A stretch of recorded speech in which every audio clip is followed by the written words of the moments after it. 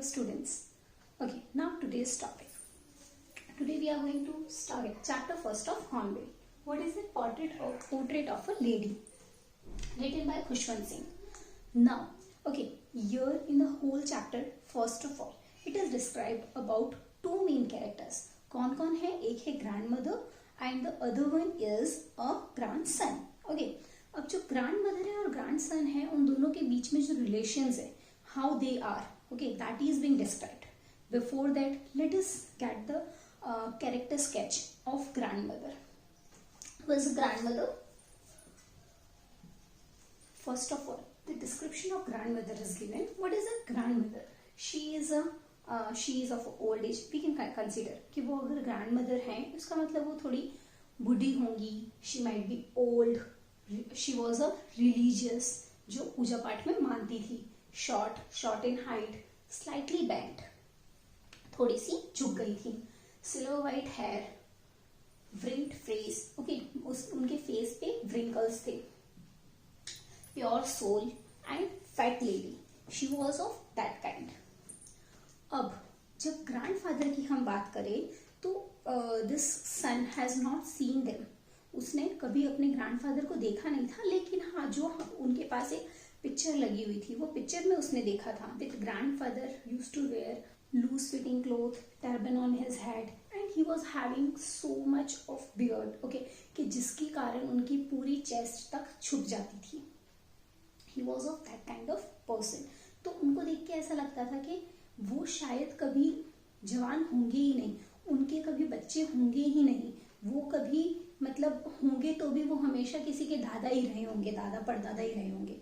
वो कभी किसी के बेटे या किसी के फादर, ऐसा कुछ भी रोल उनका नहीं रहा होगा, उनके कभी कोई बच्चे नहीं होंगे. ओके, वो इतने बुढ़े दिखते थे. ठीक है, अब let's talk about grandmother and the grandson. Now what happened that इनके जो पेरेंट्स थे वो बाहर रहते थे. That's why this child was living with his grandmother. And so because of that grandmother रोज सुबह उनके लिए खाना वाना बनाती, ब्रेकफास्ट तैयार करती. फिर वो दोनों साथ में स्कूल जाते समय वो लोग रास्ते में आपस में बातें करते. फिर वो स्कूल से जब फ्री होते, जब तक जितनी देर वो स्कूल में रहते उतनी देर grandmother she used to go to the temple, nearby temple, पास के एक टेम्पल में जाती थी और वहां पे स्क्रिप्चर्स रीड करती थी. वापस से दोनों साथ में रिटर्न होते, तब उनके पास में स्टेल चपातीज रखती थी. वो अपने पास में थोड़ी बहुत चपातीज रखती थी. वो डॉग्स को चपाती देती और वो डॉग उनको घर तक फॉलो करते थे. तभी वो लोग दोनों रास्ते में हमेशा वो बेटा सब बातें अपनी दादी को बताता था. भैया हमने आज ये पढ़ा, ये हुआ. ठीक है, दे both had a very good bonding. वो दोनों हमेशा एक दूसरे के साथ में सब चीजें शेयर करते थे. वो बच्चा जब भी स्कूल जाता तो ग्रैंडमदर उनको रोज चपाती और शुगर रख के देती थी. Okay, this was the first step. Okay, this was the description about the child and the grandmother. अब क्या होता है? Have well settled in the city. That's why they call that grandson. मतलब वो पेरेंट्स अपने बेटे को और अपनी मम्मी को सबको वहां पे बुला लेते हैं. Now here what happens that they both had a same room, but this child जो विलेज में रहता था अभी वो सिटी में रहता है. तो अभी वो स्कूल में पहले वो चल कर जाता था दादी के साथ में. अभी वो क्या है, he used to go to school by motor. तो that's why they both can't go together. दादी no doubt they both were in the same room, लेकिन फिर भी दादी बहुत ज्यादा लोनली फील करने लगे थे. बिकॉज नाउ उन दोनों के बीच में इतना बॉन्डिंग नहीं था. What was the reason? That the child was in the English medium school now. Okay, so उसको जो पढ़ाया जाता था, दादी उसको फिर भी कई बार पूछती थी, भैया आज क्या पढ़ाया? तो he used to say about the Newton laws, music and science, law of gravity, English words, science words, earth being revolving around the sun. Okay, ये सारी चीजें वो इंग्लिश में बोलते थे जो दादी को कुछ भी समझ में नहीं आता था. But on the other hand दादी थोड़ा बहुत मतलब दुखी भी थी कि इन बच्चों को क्या पढ़ाया जाता है. उनको स्क्रिप्चर्स के बारे में कुछ भी नहीं पढ़ाया जाता, उनको भगवान के बारे में या ये सब चीजों के बारे में कुछ भी नहीं पढ़ाया जाता. और एक दादी के दिमाग से ये चीज थी कि म्यूजिक तो बेगर्स के लिए है. Beggar used to beg with the help of music. Okay, तो ये इन बच्चों को पढ़ाने की जरूरत नहीं है, एंड सून ऐसे होते होते दोनों के बीच में डिस्टेंस बढ़ गया था. नाउ योर ग्रैंड मदर, यहाँ पर तो उनको डॉग्स भी नहीं मिलते थे सिटी में, सो grand mother started feeding the sparrows.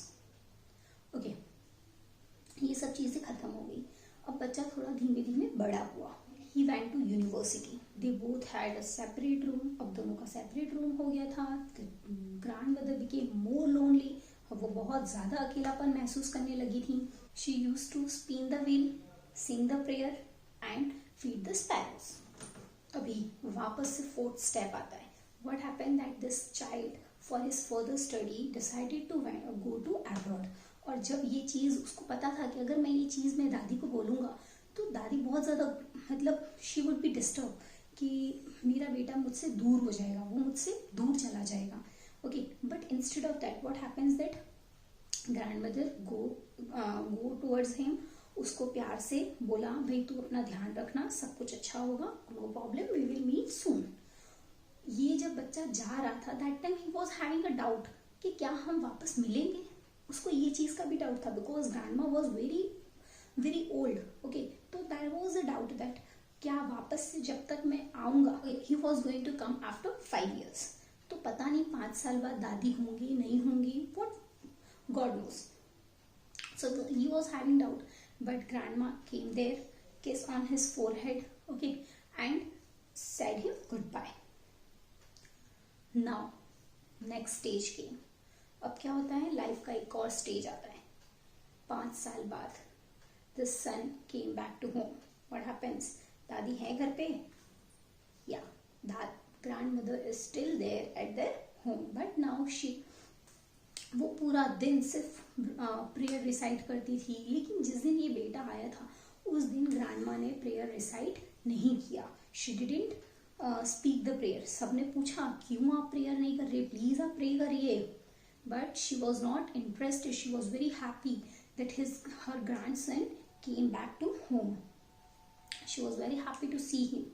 And now अब लास्ट में मतलब उनकी तबीयत खराब हो गई तो डॉक्टर को बुलाया. डॉक्टर ने बोला कि हाँ 2 दिन में वो ठीक हो जाएंगे.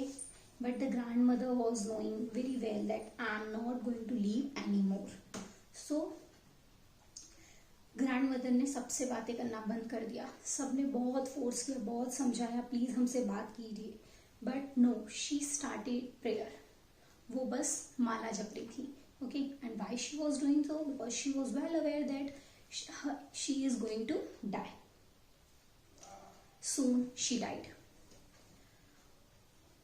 वहां पूरा सन्नाटा हो गया. Everywhere there was silence. When she died, even the sparrows came there. They sitted there, surrounding the mother, grandmother. वो उनके आजू बाजू आके बैठ गए. The mother thought that might be they would be hungry. तो मदर ने उनको breads ऑफर की. But they took none of them. वो लोगों ने they became mourn, and then after they stayed there only with the grandmother. फिर जब grandmother को ले जाया गया तो sparrow also went away along with the grandmother. मतलब grandmother मर गए तो that time when she died तो we can consider it the funeral. Okay, where the yellow light was coming outside the window. मतलब सूरज की किरणें आ रही थी and the grandmother was lying dead. ये सारी सिचुएशन थी. ओके, क्लियर है? Thank you. If you are having any doubt you can ask me in the comment section. Thank you.